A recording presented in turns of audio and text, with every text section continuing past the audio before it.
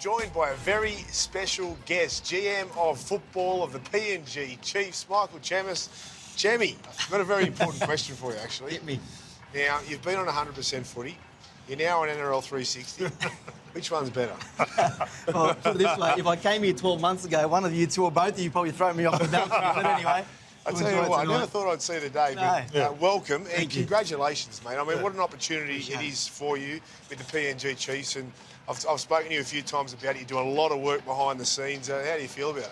No, excited. Like, what an opportunity to build a rugby league team from scratch, and not just any rugby league team. Like, you guys have played for a long time. You've been to PNG a number of times. Not sure if you've been Braith, but like, it's a religion over there. And to be part of the team that starts it up, what an honour. You've been a journalist for 20 years, and not just a journalist. The last couple of years, you'd be close to the best, really. You've come so far. So many huge headlines, big stories, you name it, you were producing it. Now, you've walked away from that to walk into this job.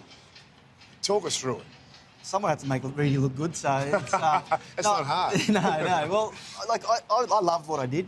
I could have done it for the rest of my life, Braith, but I got to a point where I was like, I felt like I wanted a bit more, and I've said I got the chance last year, or 2 years ago, to work with the Sydney Roosters, sit in with Trent Robinson, like the boys are doing now with some of these teams, on the way to Vegas, and be with them in a sanctum. And I just was like, it's pretty cool to be part of, a team pushing towards winning a premiership or a common goal where, I played footy growing up, not at a high level, but I loved it. It's why I'm in journalism, because I love playing footy. But to actually be part of a team, to do that, I wanted that again. And writing about it was one thing, being part of it, that was an itch I wanted to scratch. Okay, obviously when you sit down and you're planning out, you need a big fish. Yeah. Is it a coach? Is it a player? Who is it? The first thing we need to do, Gordy, is get a coach, right? And the commission will select the coach. But once we get that, things will start to roll. And that's the most important piece of the puzzle. I can make all the plans and spreadsheets in the world about who's off contract and who's coming available at certain times. The reality is you want the coach to be able to pick the players. Yeah. And that's the first piece of the puzzle, making sure that we get a coach on board, and then we'll work on Who's the coach going to be? Well, the good thing is we've had a lot of good candidates put their hand up. Now, I will be honest, we did sound out Ivan Cleary. Now, Ivan Cleary is off contract at the end of 2027, so it'd be negligent of us not to suss out Ivan. Had a number of chats with Ivan. Look, he's a big believer in what we're doing with PNG. He's a big supporter, and he made that clear to me, but it's not the right time for him to go and do that. So it's good that someone like Jason Demetrio, Adrian Lamb, Willie Peters, Brad Arthur, they've all come out publicly and said they want to be part of the PNG Chiefs. So now it's part of a process with the commission.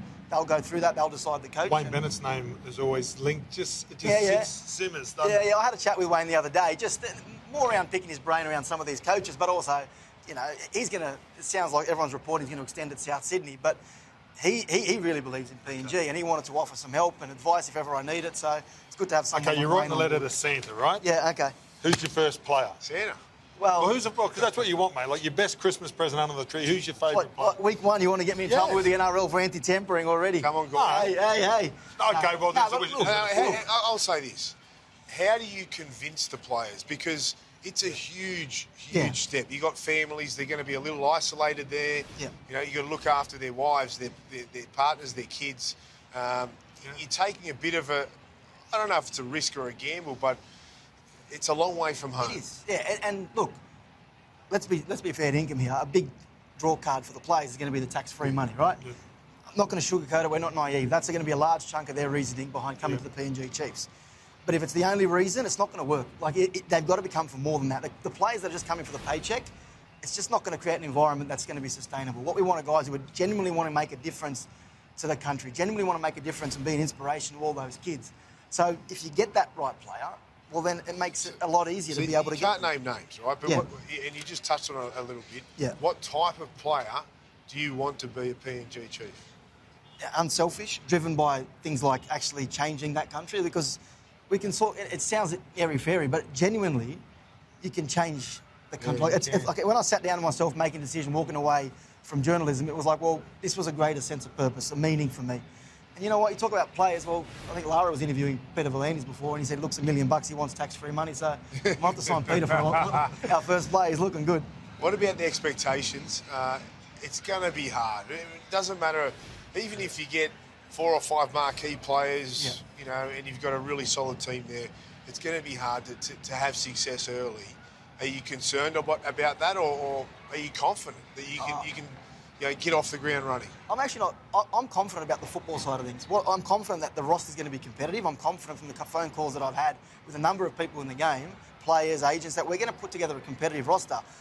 The challenge is going to be creating an environment, and by that I mean families, wives, children, making sure they're happy.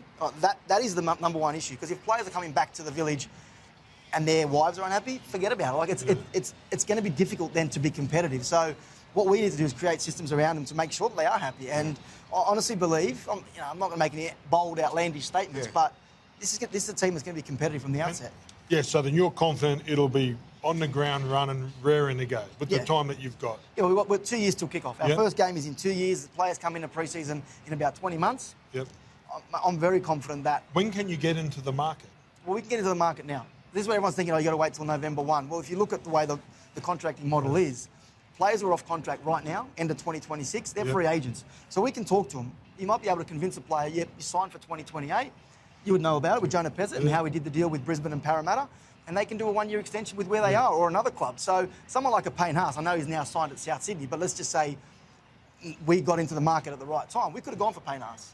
We could have gone for Payne Haas and signed him for 28, and he could have done a one-year extension with the Broncos for 27. I've been asked a question once, and someone asked me, if you're Perth or PNG and you had the choice to sign Payne Haas or Reece Walsh, and of course this is hypothetical, in your opinion now as a GM of football and what you're looking for, would you rather the flashy, flamboyant Reece Walsh, or would you rather the workman-like, consistent, fit, powerful front rower? Like, who would you rather build your team around if you had the choice? Oh, look, I love my X factor, don't get me wrong, but I think with Perth, like, so for example, they need to sell the game to people of Perth. We don't need to sell rugby league to PNG, right? Yeah, good point.